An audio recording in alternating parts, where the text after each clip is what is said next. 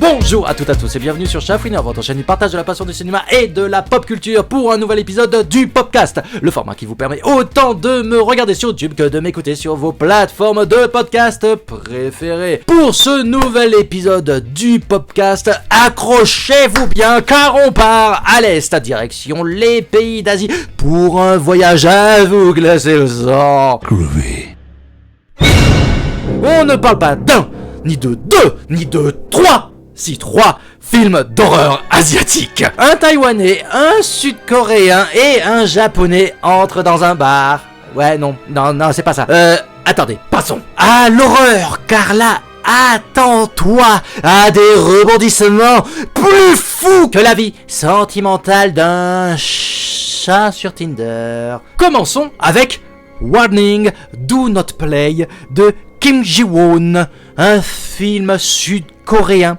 On y suit Park Mi-jung, une réalisatrice qui tente désespérément de mener à bien son projet de film d'horreur. Et là, elle découvre l'existence supposée d'un film interdit réalisé il y a 8 ans par Kim Jo-yoon. Kim Jae-yoon. Elle décide de s'en inspirer. Heureusement que dans tout ça, le principe de processus créatif d'un film est là pour intéresser. Faut dire que l'entité qui devrait faire flipper, eh bien spoiler alerte, disons que la bébête est moins effrayante qu'une conférence sur la multiplication des courgettes. Ensuite, cap sur Taïwan avec le promaudit 2 de Lester Shi. Un groupe de potes testent leur dernier jeu vidéo de réalité augmentée dans un immeuble hanté. Ça sent la catastrophe, et pourtant, le côté production de jeux vidéo et l'horreur se mélangent tellement bien que même les créatures en CGI ne peuvent pas tout gâcher. Enfin, sauf si tu bosses dans le milieu. Désolé, mais ça semble être le moment de faire une cagnotte en ligne pour renouveler à l'équipe du film leur licence Adobe.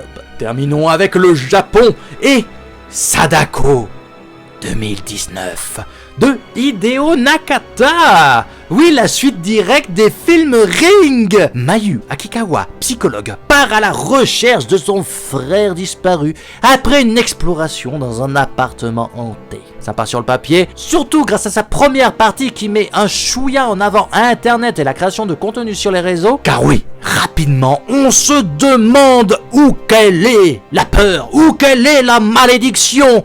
Hein, Sadako? On est à l'ère d'Internet. Tu pourrais peut-être faire flipper les gens sur TikTok, non? En espérant que Sadako DX, sorti en 2022, redonne à notre chère figure de la J-Horror les lettres de noblesse qui lui sont données. Après tout ça, je me demande ce que peut me réserver mon aventure cinématographique asiatique.